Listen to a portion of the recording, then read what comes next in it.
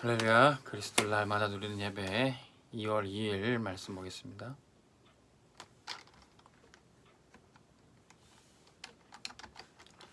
오늘은 그 선교의 세 가지 흐름 세 번째 시간, 인생 포럼의 흐름입니다.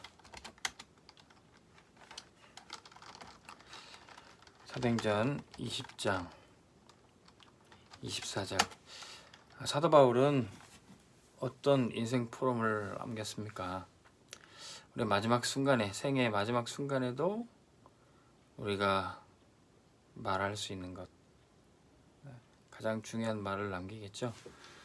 우리 인생 전체에 하나님이 이렇게 인도하셨고, 나는 하나님이 하시는 일에 이렇게 쓰임 받았고, 우리가 어떤 말을 남길 수 있을까요? 바울은 뭐라고 그랬습니까? 사도행전 20장 24절에 나의 달려갈 길과 그 주 예수께 받은 사명, 이 복음을 전하는 일에는 나의 생명조차도 조금도 아끼지 않겠다. 우리의 인생 포럼은 생명걸 가치를 발견한 이후, 그때 우리가 할 말이 있습니다. 바울은 다메섹 도상에서 예수 그리스도를 만나고 그 전에 교회를 핍박하고 또 성도들을 공격했던 그의 삶을 완전히 바꿨습니다. 그리고 오직 그리스도를 위해서, 그리고 이방인들에게 복음 전하는 그릇으로, 사도로 쓰임을 받았던 거죠. 여기에 생명도 조금도 아끼지 않고 완전히 다 헌신했던 겁니다. 자, 우리는 어떤 것에 생명과 가치를 발견할 수 있습니까? 성전 건축과 성전 봉헌, 어떤 면에서는 생애 마지막, 내 생애 처음이자 마지막 도전이고 헌신할 수 있습니다. 여기에 대해서 생명 걸 가치를 발견하는 사람이 할 수 있는 거죠. 마가 다락방에 모였던 초대교회 성도들처럼 우리가 다락방 전도운동 하는 것은 어떤 면에서는 생명건 헌신, 생명걸 가치를 발견해야 되는 겁니다. 유대인들 바리새의 교회가 볼 때는 마가 다락방이 이단이었고 가치 없는 것처럼 보였습니다. 근데 이 마가 다락방에 모였던 이 사람들 생명 걸고 복음 때문에 모여서 기도했고 또 복음 가지고 전 세계로 흩어져 전도 선교했던 겁니다. 이 생명을 가치를 발견하는 사람이 이 마가 다락방에 모일 수 있는 거죠. 지금 이 시대도 어떻게 됐습니까? 예배 드리지 말라, 전도하지 마라. 무슨 코로나인데 예배를 드리냐, 전도하냐. 지금 시대도 생명걸 가치가 발견되지 않으면 예배 드리기 어렵고 전도하기 어렵게 됐습니다. 예배 드리다가 코로나도 걸릴 수도 있고 또 여러 가지 불이익도 당할 수 있습니다. 그렇기 때문에 생명걸 가치를 발견하는 사람만 예배하고 전도할 수 있습니다.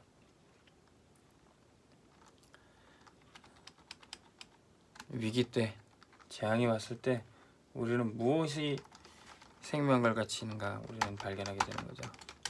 어떻게 그러면 생명을 겁니까? 첫 번째, 하나님과의 관계에서 이면 계약을 발견한 사람이에요. 이면 계약이 다른 사람을 몰라도 하나님이 나에게만 주신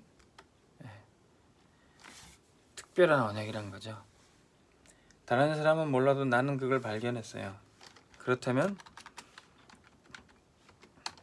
우리는 생명걸, 올인을 할 수 있는 거죠.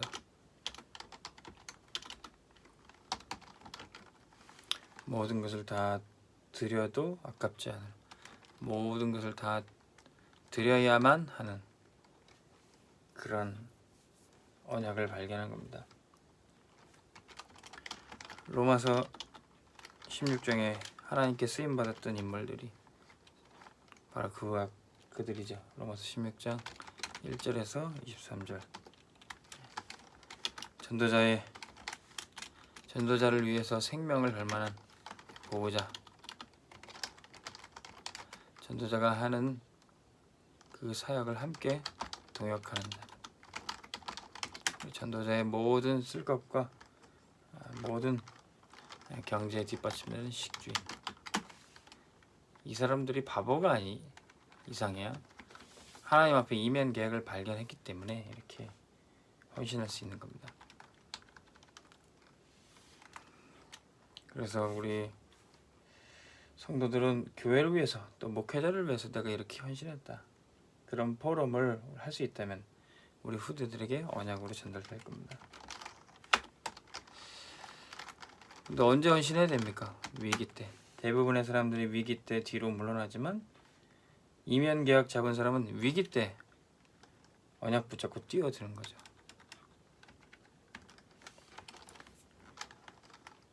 그러면 하나님이 주시는 응답이 나와요. 언약 붙잡고 다니엘과 세 친구들이 사자굴과 풀무불 속으로 뛰어들었어요. 그래서 거기서 더 큰 응답이 나오게 되는 거죠.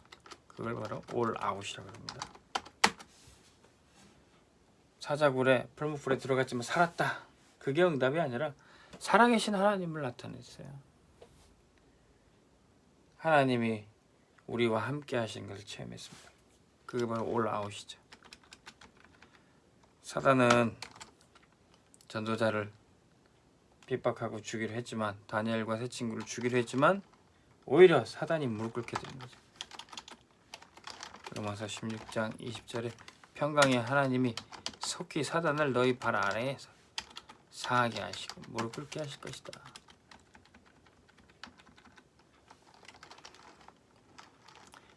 자, 오바댜라는 중직자는 어땠습니까?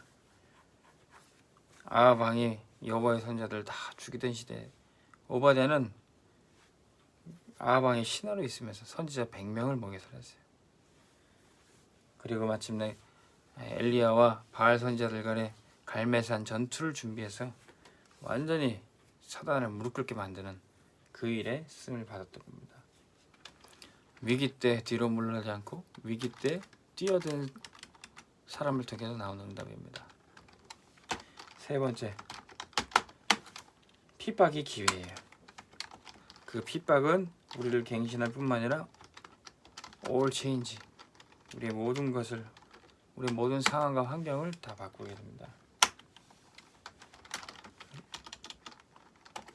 로마서 16장 25절에서 27절, 지금의 이 핍박과 문제도 사실은 영세전부터 감춰졌던 하나님의 계획이었습니다. 그것이 지금 나타나 하나님의 역사로 성취되게 될 겁니다. 그리고 세세 무궁토록 영원토록 진리는 살아서 역사하시고 복음은 전파되게 돼 있습니다. 핍박이 초대교회를 막지 못했고 전도와 선교를 막지 못했습니다. 로마 황제 10명이 일어났지만 그들이 복음을 막지 못하고 복음 앞에 로마가 복음화가 되는 거죠. 어떻게 그렇게 됐습니까? 나의 생명조차 조금도 아끼지 않겠다, 이 바울의 고백처럼 사도행전 19장 21절 내가 로마도 보아야 하리라, 23장 11절 내가 로마에서도 복음 증거해야 할 것이다. 하나님의 사자가 와서 뭐라고 하겠습니까? 네가 가이사 앞에 서야 하리라. 핍박 앞에서도 굴하지 않고 로마 복음화에 뛰어들었던 바울을 통해서 인생 포럼이 남게 되는 겁니다. 자, 우리도 한 번뿐인 인생 어떻게 우리 인생이 하나님의 일에 쓰임 받았다고 포럼할 수 있겠습니까?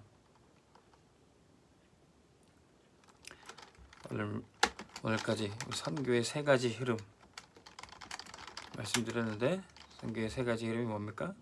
바로 미션. 우리가 미션을 정확하게 잡을 때 하나님이 내게 원하시는 것이 무엇인가, 그 하나님 원하시는 것을 우리에게 말씀해 주셨어요. 우리에게 주신 것, 우리가 받은 것입니다. 우리가 받은 미션, 우리에게 주신 미션을 이제는 우리의 후대와 자녀들에게도 전달하는 인턴십을 해야 됩니다. 세계 복음 안을 렘넌트를 일으켜서 제자를 키워서 해야 되는 것이죠. 내가 받은 미션을 전달할 때 그렇게 됩니다. 그러면 우리의 인생에 중요한 포럼이 남게 됩니다. 그게 바로 인생 작품이죠. 우리 렘넌트와 함께 우리가 세웠던 제자와 함께 세계복음화했던 작품, 그것이 남게 됩니다. 하나님은 우리에게 이 세 가지 선교의 흐름을 맛보게 하고 이 속에서 인도받게 하실 겁니다. 기도하겠습니다. 하나님 아버지, 하나님이 우리에게 원하시는 미션을 붙잡고 또 그 미션을 성취하기 위해 제자를 키우고 렘넌트를 일으키게 하여 주옵소서. 반드시 이루어질 세계복음화에 나와 우리 후대들, 우리 제자들이 함께 응답받아 인생 포럼과 작품을 남기게 하여 주시옵소서. 생명걸 가치를 발견하고 성전 봉헌에 쓰임받기 원합니다. 다락방 전도운동을 하기를 원합니다. 세상이 예배를 막고 전도를 못하게 하는 그 시대에도 우리는 오직 그리스도 하나님 나라 성령 충만을 누리고 현장의 전도자로 서게 하여 주옵소서. 예수 그리스도의 이름으로 기도합나이다. 아멘. 승리하시기 바랍니다.